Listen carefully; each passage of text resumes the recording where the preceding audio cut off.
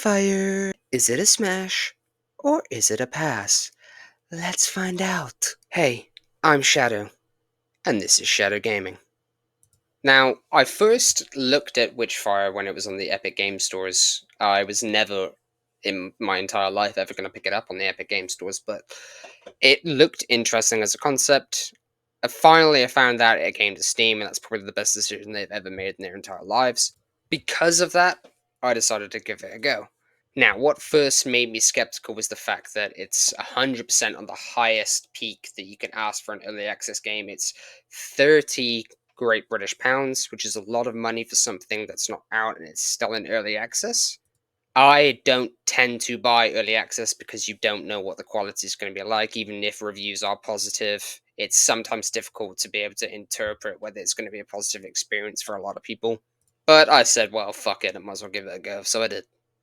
Now, there is a decent amount of graphical options to change, but honestly, I played it without any glitches, any screen tearing, and any FPS drops, which is something I don't say very often, to be fair, but honestly, ran fantastic. I even played it on 1440p, which does make a difference when it comes to resolution and performance. So if you're just playing on 1080, and honestly, my PC is just like garbage, you're going to be absolutely fine playing this game.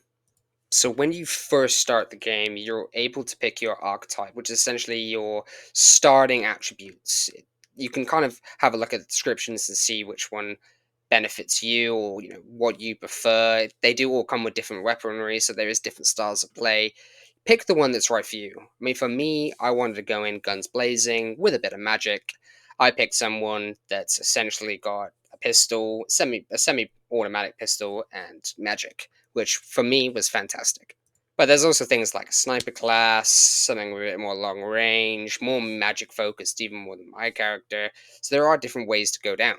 Honestly, I just wanted to nut fuck as many demons as possible, and yeah, I was able to. Made me very, very happy.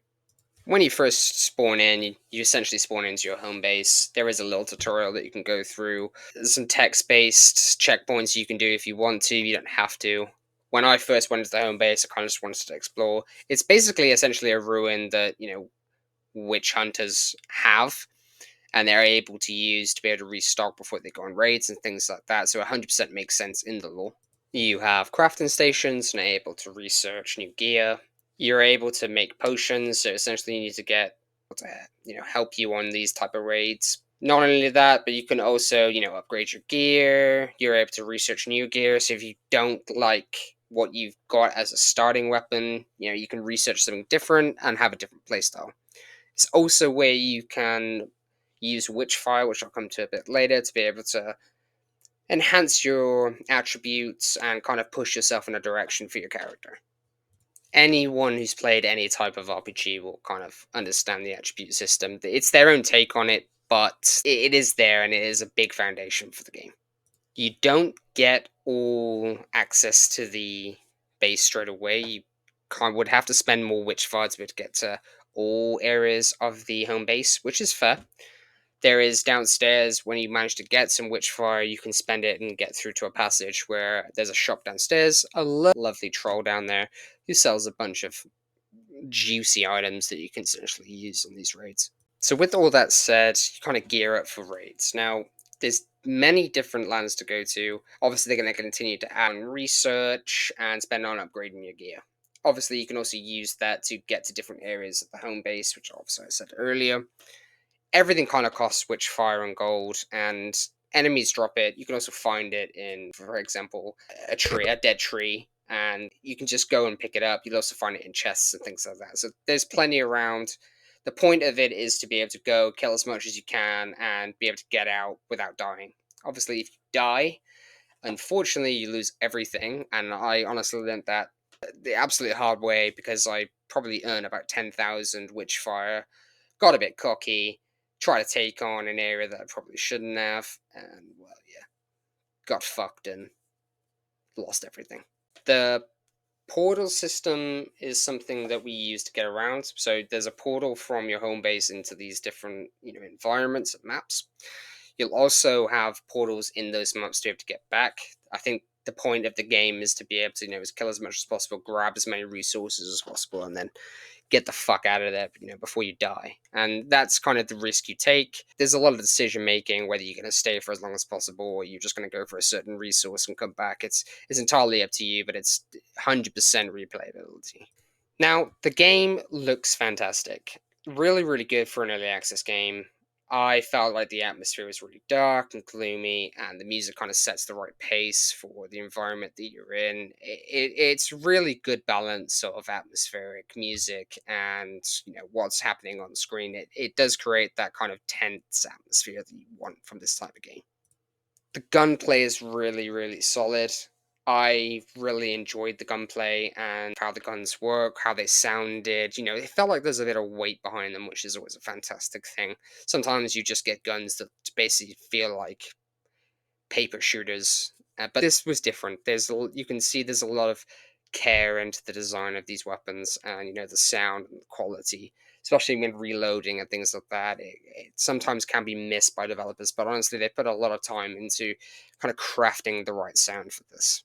There's obviously only a few enemy types, but that's absolutely fine. It's an early access. They're going to be adding more, and to be honest, the astronauts have done a really good job of trying to update as much as possible and get out fresh content, which is obviously a massive bonus for everyone who's bought into the game. Obviously, you see it as an investment, so if you've bought the game and don't touch it for a couple of months waiting for those updates, they are pushing those out regularly, which is so good.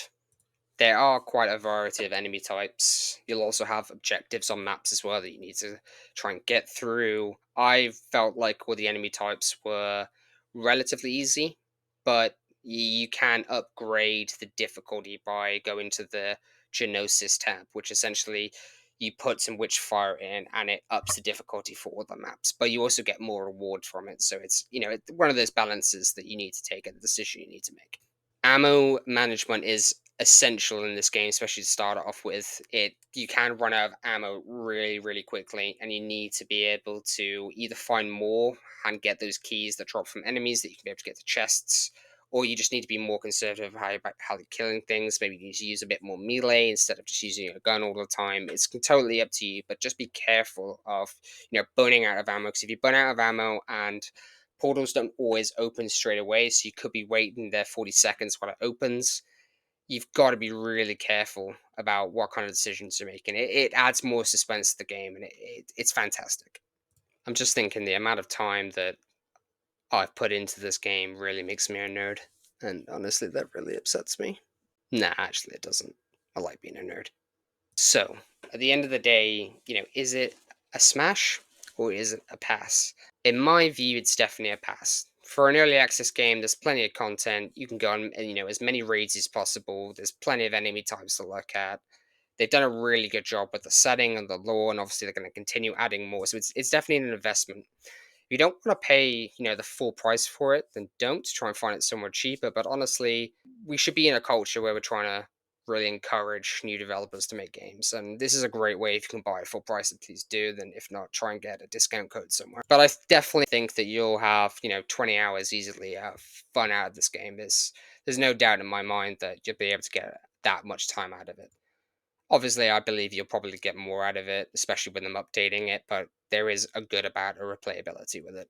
I mean, I just like any game that, I can shoot shit, and, killing demons as a wit hunter is really high up on my priority list. The only thing to remember is you will encounter bugs and you will encounter issues with the game because it is in early access, so kind of be a bit lenient on it from that perspective, but honestly, it's worth the money, and I 100% give this a pass.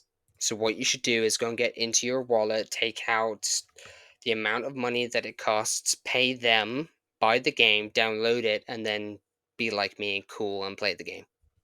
Because if you don't, then, well, you smell. And no one likes a smelly person. Anyway, thank you so much for watching the video. Please smack that subscribe button as hard as you like. Hit the bell icon so you never miss any more content. Let me know what you think about this game. If you've played it or haven't or want to, kind of give my thoughts in the comment section. That'd be fantastic. Oh, and before you leave, let me just give you like one piece of advice. Never pee in yellow snow. Nah, I can't remember. Anyway.